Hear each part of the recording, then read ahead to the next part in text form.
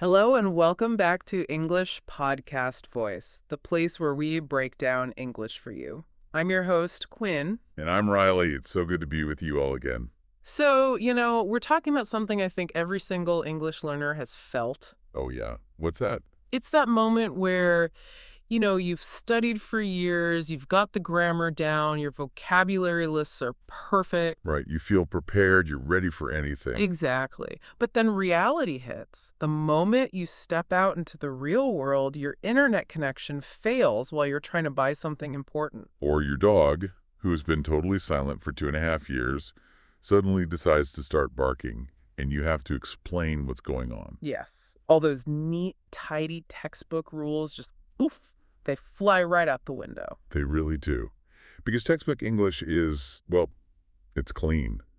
Real English is driven by emotion. Strong emotions like anger and impatience, surprise, even just sheer panic. And that's our mission today. We want to give you, the B1 intermediate learner, the actual language tools you need to handle those moments of real-life chaos. And we're doing it by using real stories we've pulled from our source material. We've got tales of silent dogs, credit card nightmares, even really puzzling elevator rules. We're basically giving you the vocabulary that connects emotion to expression. Like, how do you talk about being so frustrated you've just run out of mental energy? Ooh, I felt that. There's an idiom for that. Or how do you describe something that's totally unexpected, but it's not necessarily a bad thing? And speaking of unexpected, we've got a fantastic deep dive coming up that's going to test your knowledge. It's on two words that seem almost identical but carry completely different emotional weights. Yes. The big two. The big two. Shocking versus surprising. We're going to put you on the spot later with a pop quiz to see if you can really hear that critical difference. And, that subtle shade of meaning, that's where native fluency really lives. It's often the hardest thing for a B1 learner to master. It really is. So let's make sure you get all the insights from this deep dive. If you want to master the beautiful chaos of real English, please take just a second right now to subscribe to English Podcast Voice and like this deep dive. It really helps us keep sharing this kind of practical, street-smart vocabulary with you. It does. Thank you so much. Okay, let's get into it. Let's do it. So let's unpack the first big idea from our sources. We are really focusing on B1 intermediate learners today. For someone at that level, who's past the absolute basics, why is it so important to shift from just grammar books to listening to authentic stuff, like these story-driven podcasts?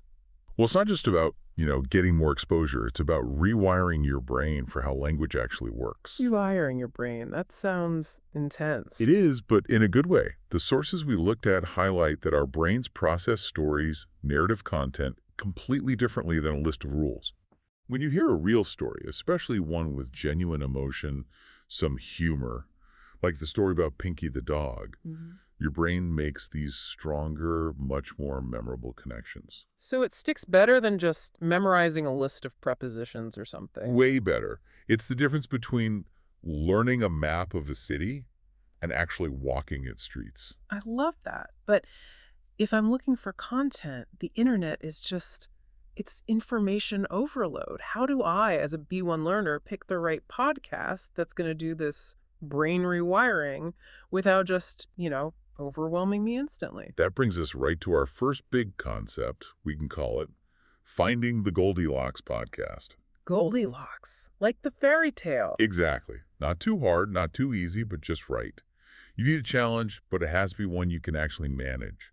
If it's too hard, you get frustrated and you quit. And if it's too easy? You get bored. You stagnate. You're not growing. You need that just right level to really make progress. Okay, so how do we measure just right? What does that actually sound like for a learner? Is there a number? There is. The sources are pretty clear on this. You should aim for about 80% comprehension. 80%. Okay. So imagine you're listening to a 5-minute story. If you understand roughly 8 out of every 10 words you hear, you are in the perfect learning sweet spot. I love how specific that is. But wait, why is that 20% gap? The part I don't get, why is that so important for my learning? Because that 20% gap, That is your essential growth zone. The growth zone. Yes, those are the new words, the cultural ideas, the tricky idioms you need to conquer to get to the next level. If you were understanding Practice 100%, reviewing what I already know. exactly, it feels good, it's comforting, but it doesn't accelerate your fluency. But on the other hand, if you're only understanding, say, 50%, Oh, that's just stressful. It feels like work. it's too much. The cognitive load is too high. It leads to fatigue, frustration, and eventually, what we'll talk about later, a metaphorical rage quit of your language learning. So the goal isn't to avoid difficulty, it's about finding manageable resistance. You used a weightlifting analogy before that I thought was perfect. Can you expand on that? Absolutely. Think of language learning as building a muscle. You don't walk into a gym for the first time and try to lift the absolute heaviest weight you can find. No, you'd hurt yourself. Or just fail and feel terrible. Right. That's 50% comprehension. You're overwhelmed. But if you just lift the lightest possible weight, you're not really doing anything. You're just moving air. Your muscles won't grow. That's the 100% comprehension. Exactly. The Goldilocks zone, that 80%, is the weight that challenges you.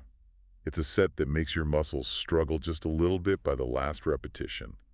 That is the perfect, manageable weight that builds your language muscle efficiently.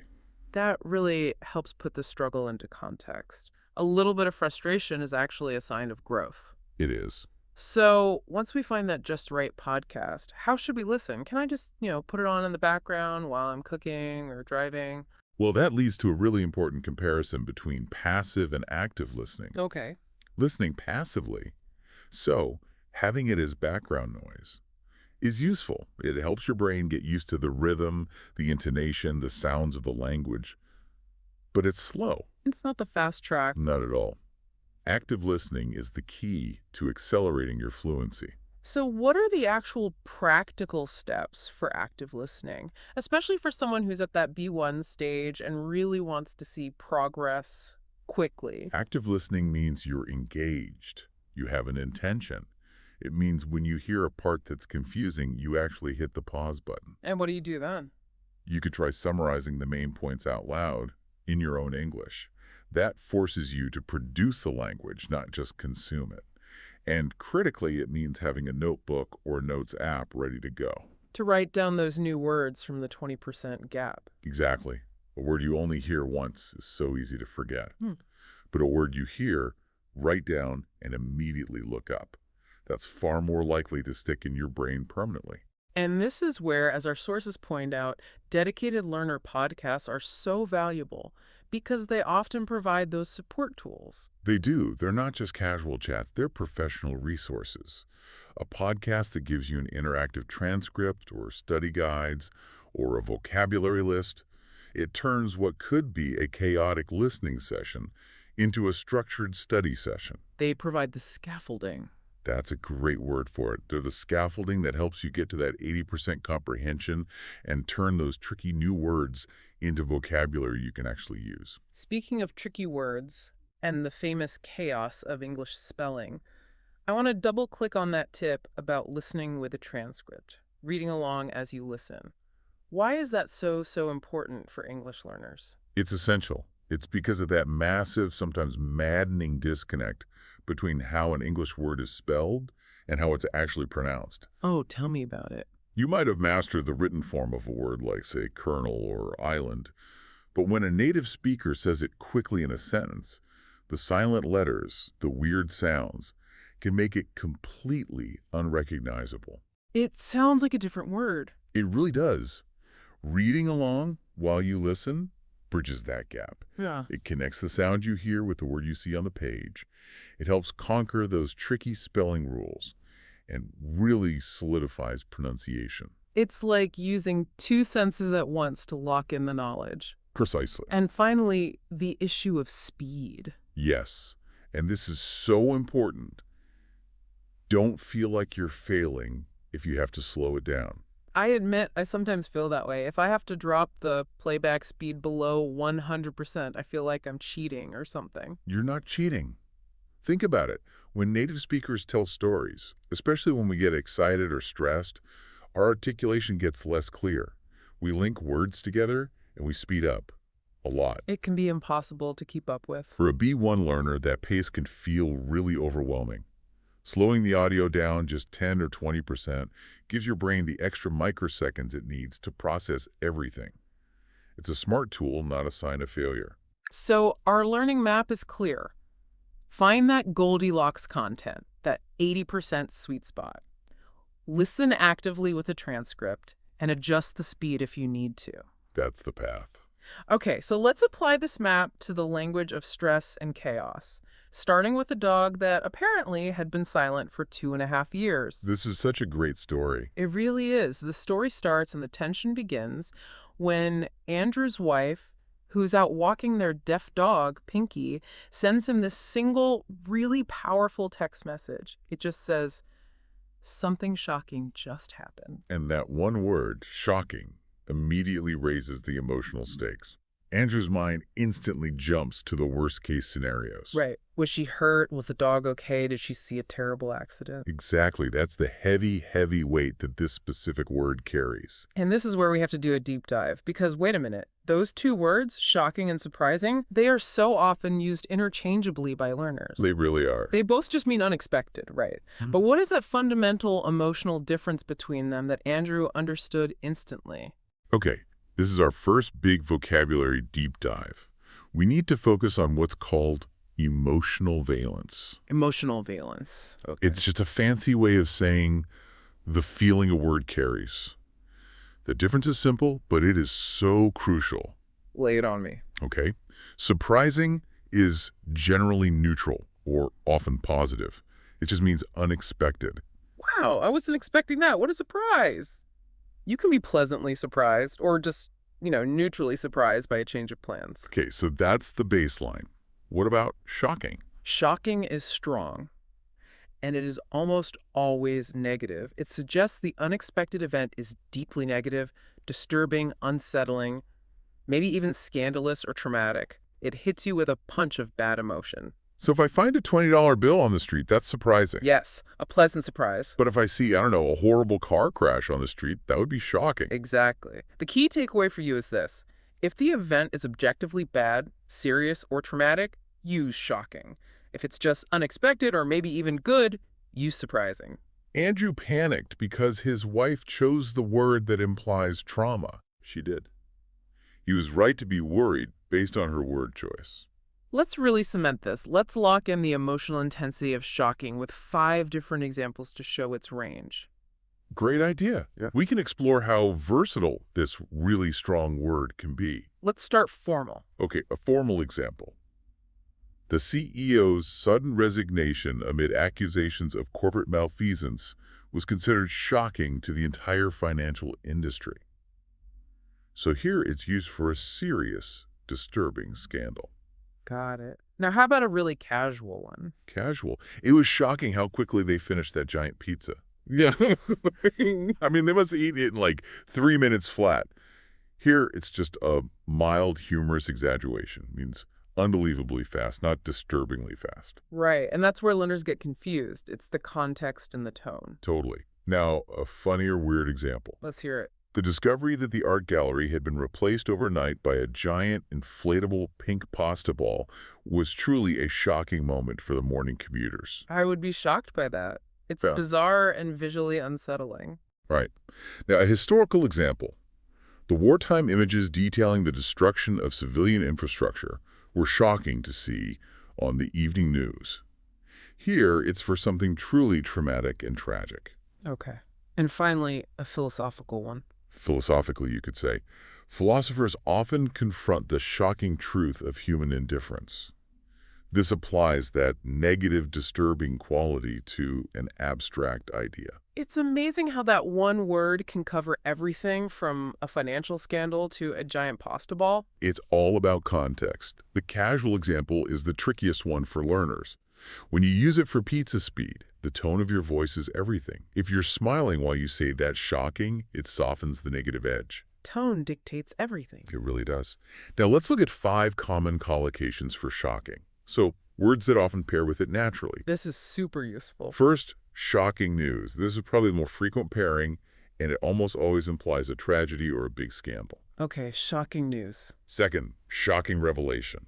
This is when a secret is exposed and it causes distress or scandal. A shocking revelation. Third, and this is the big exception to the negative rule, shocking low price. Ah, so that's a good thing. A very good thing. Hmm. It means unbelievably or ridiculously cheap. Okay, I like that one. What's next? Fourth, absolutely shocking. This is the most common way to intensify it. It means completely outrageous or totally disturbing. Absolutely shocking. And finally, number 5, shocking behavior. You'd use this to describe actions that are morally or socially just unacceptable. That gives us a really solid map for how to use it. Okay, let's try that extended scenario roleplay now. I want to demonstrate how the word choice completely changes the emotional reaction. Sounds good. So I'll be waiting for news about our trip, and I'm going to assume the worst, just like Andrew did. Go for it. Okay, I'm pacing back and forth. I'm holding my phone. I just got this weird message from the travel agency about our Sapporo trip. The text is all garbled, but it says, trip status change due to unexpected, and then it just cuts off. I feel physically sick. My stomach just dropped. This is shocking bad news, isn't it? I just know they canceled the whole trip. Whoa, hold on. Why did your brain immediately jump to shocking? That word implies you're processing a disaster, a tragedy. Well, it's unexpected, and it's bad. But you don't know that it's bad yet. Maybe you misinterpreted the notification. Let's look up the full email. Ah, here it is. I found it. It says, trip status change due to unexpected opportunity. You have been upgraded to business class for free due to overbooking. Business class? For free? Wait, are you serious? I'm serious. It's definitely unexpected, but it is certainly not shocking in the sense of being traumatic or disturbing. It is incredibly wonderfully surprising good news. Wow, you're right. My choice of vocabulary just immediately created this unnecessary crisis in my head. It did. You used a word that implies tragedy when the event was actually a miracle. If I had just texted you back, it's shocking. You would have thought something terrible had happened. I would have. That's the power of that nuance. So, a good rule for you is to start with surprising. If the information turns out to be a tragedy, you can always upgrade the intensity to shocking. That is such a good practical tip. Okay, now back to the dog story. When Andrew was waiting for that reply text, worried about what could have happened, he said he started to get a little antsy. Ah, I love this word. And me too. It feels so physical. How does antsy compare to words that seem similar, like impatient or restless? That is an excellent question. This is our next deep dive. Antsy. So what's the core definition? The definition of antsy is being impatient and nervous, often specifically because you're waiting for something. And crucially, it usually involves a physical reaction. Like fidgeting. Fidgeting, pacing, an inability to just sit still and relax. So it's like anxiety in motion. That's a perfect way to put it. The best way to understand it is through an analogy. Let's hear it. Imagine you have tiny insects, ants, crawling on you. You literally can't sit still, can you? No, you'd be twitching and shaking and just wanting it to be over. Exactly. That physical restlessness that's caused by an internal anxiety or impatience, that's the feeling of being antsy. And what about the usage? Is it ever inappropriate to use? It's very specific. It's that nervous energy that's tied directly to a situation, usually a delay. It's generally safe for casual and conversational use, but it's important to remember it's mostly casual North American slang. You wouldn't use it in a formal report or an academic essay. Got it. Okay, I'm feeling a little antsy now. Let's loop those 5 examples to really lock in the usage. Let's do it. First, a formal one. The students grew noticeably antsy during the long delay before the exam results were announced, whispering amongst themselves. Even in a formal context, it refers to those nervous, restless movements. Okay, how about casual? Casual. I get so antsy when I'm waiting in line for coffee and the person in front of me can't decide what to order. Oh, I feel that one deeply. Me too. Now, funny or weird? My dog gets intensely antsy if I don't give him his dinner at exactly 5 p.m. He literally paces a groove in the carpet by his bowl. This relates back to the dog theme, right? Perfect. How about a historical example? The crowd became increasingly antsy, waiting for the king's appearance after the announced time had passed, shifting their weight and murmuring. And a philosophical one. Existential dread can often manifest as a pervasive, physical, antsy feeling, a constant low-level need for movement without knowing why you're so anxious. I love how flexible that is. It works for a king, a coffee, or just the feeling of being alive. It does. Okay, now let's do 5 common collocations for antsy. First, getting antsy. This emphasizes the process of becoming impatient. I'm getting antsy, let's go. The getting antsy. Second, feel antsy. This describes the internal feeling. I feel antsy about the interview tomorrow. Okay. Third, a bit antsy. This is a common way to soften it. Sorry, I'm just a bit antsy. Sorry for pacing around. A bit antsy. Fourth, antsy about the results. This links the anxiety directly to what you're waiting for. Right. And the last one. Number 5, restless and antsy. These two words are often paired together to describe that full state of physical and mental agitation. Okay, this is great. Time for the extended role play. I'm going to be waiting for a huge concert ticket sale to open the moment I can finally buy them. I can feel a tension already. Okay. Speaking quickly. Sounding agitated. Is it 10:00 a.m. yet? The clock on the website says 9:59 and 50 seconds. Oh my gosh, I feel so antsy right now. I keep hitting the refresh button even though I know it won't help. Hey, relax. Take a deep breath. You are literally bouncing off the walls. The website is probably going to crash if everyone is getting this antsy and hammering the refresh button. I can't help it. I've been waiting for 6 months for these tickets. If I miss them, I'll lose my mind. I'm too nervous to sit still. My energy is just, it's overwhelming me. I get it, but sitting there fidgeting is not helping. Try to look at something else for just 30 seconds. Distract yourself so you don't wear a hole in the carpet. And maybe stop clicking that pen. It's starting to rub me the wrong way. You're right. I'm so antsy. The time feels like it's moving backward. I just need this to happen. And now W. Just stay calm. When you hear that countdown hit 0, then you click.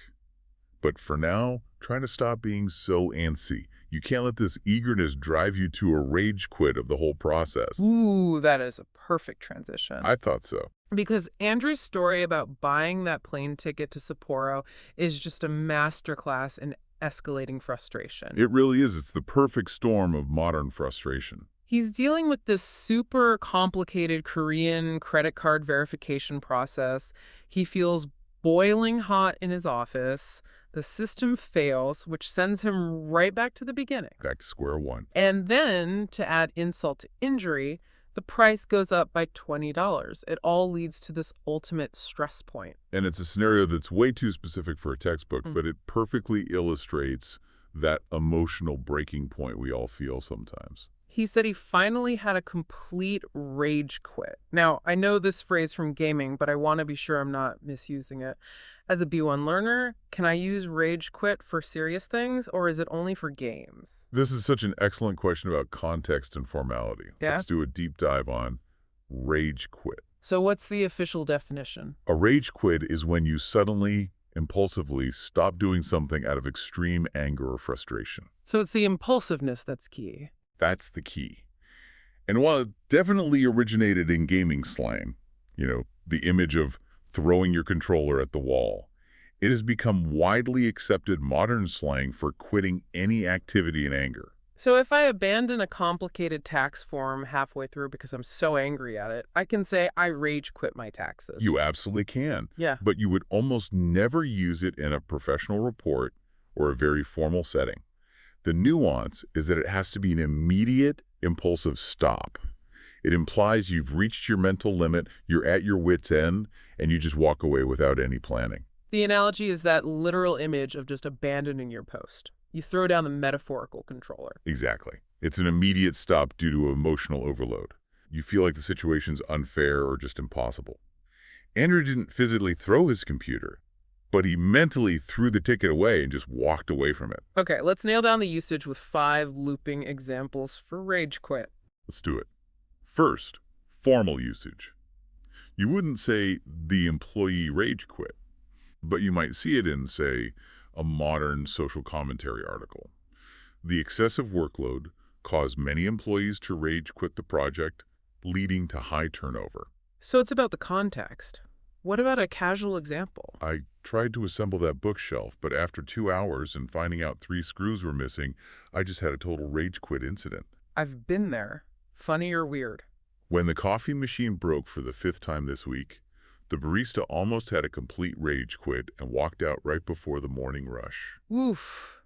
Historical. While the term itself is new, stories of video gamers in the 80s who physically destroyed their expensive consoles show the spirit of the rage quit has always existed. And philosophical. Some argue that our modern demand for instant gratification leads us to rage quit any problem that requires sustained effort and patience. That one hits a little too close to home, but it shows the core meaning is that impulsive abandonment due to huge frustration. That's it.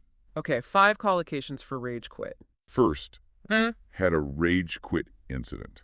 This describes a specific event. Okay. Second, rage quit the game or rage quit the project, naming the thing you abandoned. Makes sense. Third, on the verge of rage quitting. You use this when you're super close to your limit. On the verge. I like that. Fourth, almost rage quit. Yeah. You nearly gave up in anger, but you stopped yourself. And the last one.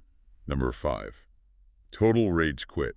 This is an intensifier, just emphasizing how completely you surrendered to the anger. Okay, great. Time for the role play.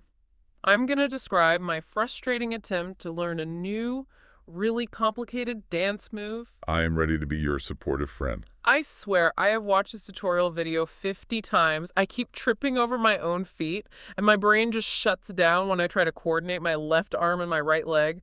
I just threw my shoes across the room and yelled at the TV.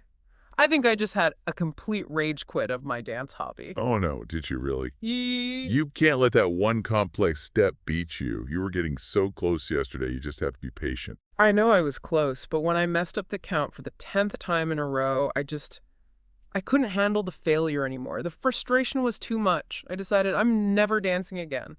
It was a full-on impulsive rage quit. Okay. Just give it an hour, let your anger cool down. Yeah? You can't have a rage quit incident over a fun hobby. Maybe try slowing the video down again. Don't let a temporary feeling of anger send you all the way back to the beginning of your learning journey. I guess. But right now, I'm still feeling the anger. I rage quit the whole idea of dancing. I need to take a break before I'm at my wit's end and I accidentally break.